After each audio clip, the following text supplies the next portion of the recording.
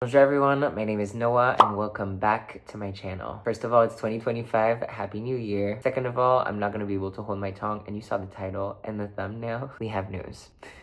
I am trying really hard not to get emotional, but if you've been following me on this channel or on Instagram or anywhere, or if you know me in any way, you know that I've been working and preparing for this and praying for this moment for years now, and I cannot believe he's finally here. Everyone, please meet my baby Crash.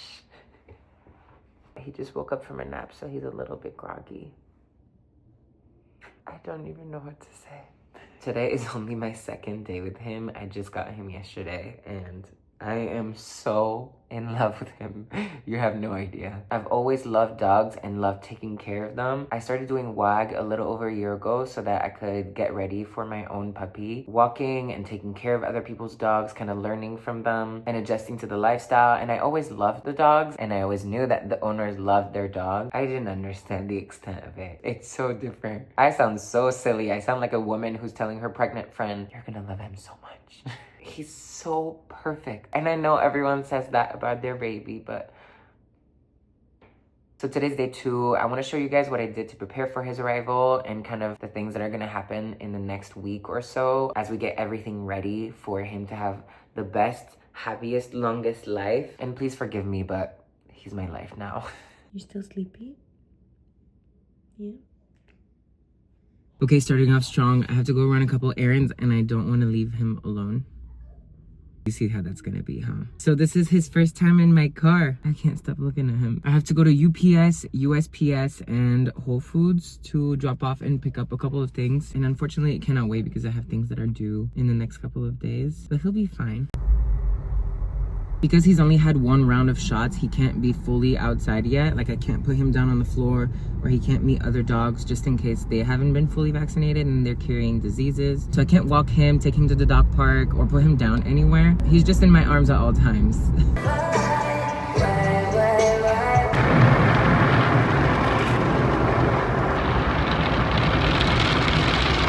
I don't really understand him because he doesn't like treats. I've tried 3 different kind of treats and he always licks them and puts them back.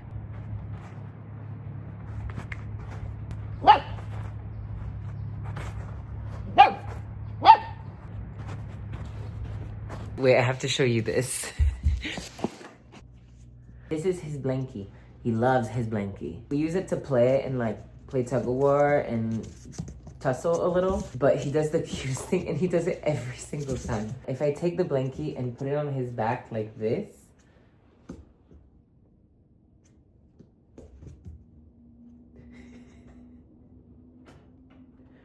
he just grabs it in his mouth and goes in his crate with it. Before even getting him, I spent so much time researching training and best practices with puppies, watching videos, asking ChatGPT every single question on earth. And one of the biggest, most beneficial things I read about was crate training. So basically making sure that they're able and comfortable in staying in their crate when you go away for short periods of time or even sleeping in there. It avoids them putting themselves in a dangerous situation in your home. It teaches them independence so that they don't have separation anxiety. You know, when you leave your dog and they cry for hours or they're barking because they don't want to be alone. And that's a process that is kind of difficult because you basically have to do it in little increments of time, put them in their crate, and they're going to cry because they're puppies and they don't want to be left alone, but you have to just let them cry. One of the ways to do crate training is to turn the crate into their bedroom, like their safe space, their comfort space. You put a bed in there, you put toys, you put their blanket, and you leave the door open all the time so that if they want to, if they need a moment by themselves, they choose to go in the crate. It's not like a punishment. You don't put them in the crate when they do bad things. And I started doing that as soon as we got home, and within a couple hours he would just go into his crate by himself just to chill or to take a nap. And that made it so easy that last night, which was our first night together at home, and I was really nervous because everyone was telling me that the first nights with a puppy are really difficult, like they cry the whole time they're in the crate. He woke me up twice throughout the night to go outside and pee because he didn't want to pee in his crate. And then I would put him back into his crate. I don't even put him in the crate. I put him in front of the crate and with a treat guide him inside so that he goes himself. He cries for like a minute and then goes back to sleep. He's so easy. I have to start cooking dinner. But he's asleep and I don't want to wake him up.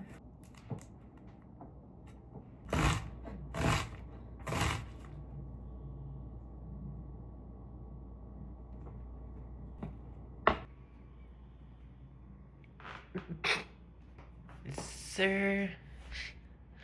Good morning. Kind of a race whenever he wakes up from a nap because puppies tend to pee right when they wake up. So we have to take him out. Success. He's so good. Now that he's up, it's also time for his dinner. Because he's a puppy, he eats 3 times a day, morning, lunch, and dinner. And for now, it's only 1 cup a day, so 1/3 of a cup per meal. And I like to start his meal with 1 to 2 minutes of basic training. It's starting very easy, but he's already so good. You want to show them how good you are? Crash, sit. Yes. He was already kind of sitting before I said it. I have to hold the bowl up, otherwise he tries to go for the bowl. Crash, down.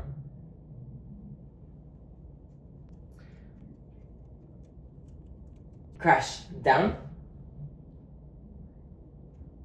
Yes! It's very slow movements for now, but it's just for him to understand that the position is what gets him the reward. And then I just put the rest of his food into his crate. Same thing as earlier, is just to make his crate kind of his safe, happy place.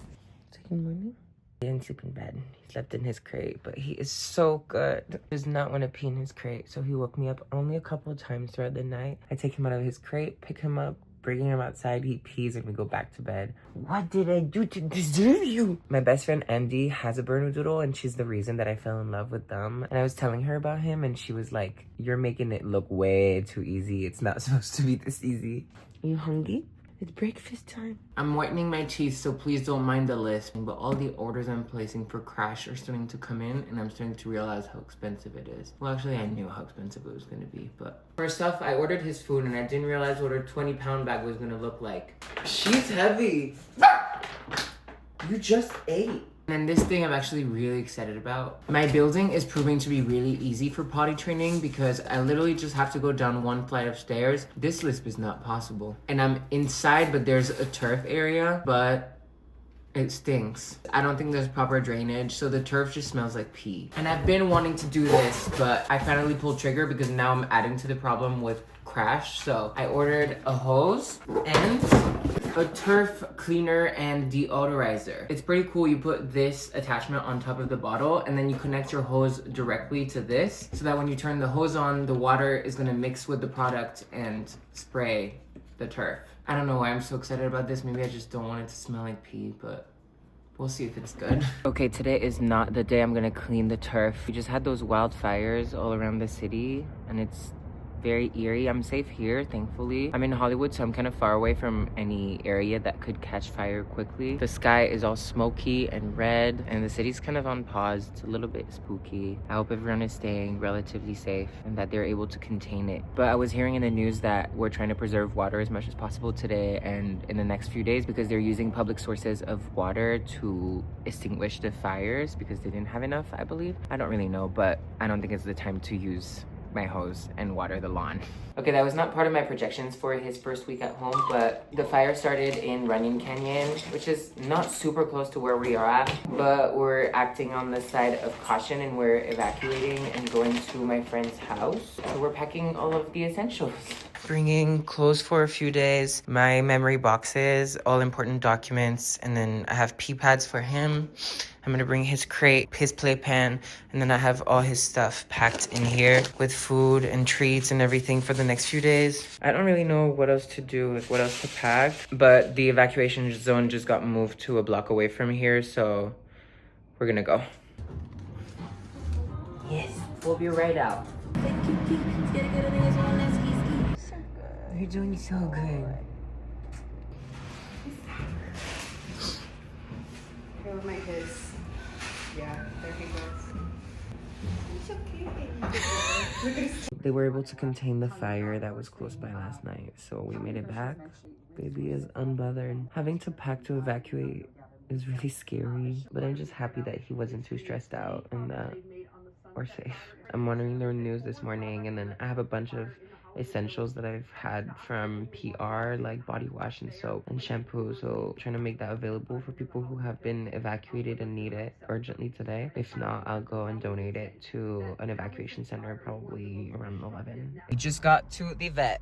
He has no idea what's happening. It's my first time taking him to the vet. He's already been once before because he had his first round of shots and now we're getting his second round. I'm probably more nervous than he is because I don't know how he's gonna be and I don't want him to be scared or anxious, but considering he's been chill about everything happening this week, I'm sure he'll be fine at the vet.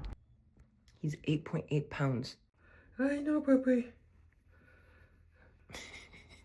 They gave me one tiny medicine that he has to eat. This boy is being a brat. I tried to hide it in his food and he ate every single kibble that was left until there was only the medicine left. I tried the peanut butter technique, putting some peanut butter on a spoon and hiding that in the middle. Licked the entire spoonful of peanut butter around the medicine. And now he's licking the medicine because there's still peanut butter on it. Will not eat it. Well, sir, I'm sorry to tell you, you're gonna have to take it anyway. And the vet said that if he doesn't want to take it, I have to put it as far back on his tongue as I can and then rub his throat until he swallows it. It's just this once, please. He's a brat. Dramatic, drinking water. It can't be that bad. Just kidding. If this is the first one and he doesn't want to take it, I can't imagine having to give him pills when he's an adult. You swallowed it? Yes, good job. You want a treat? I want to say that was easy, but it was not. Buddy.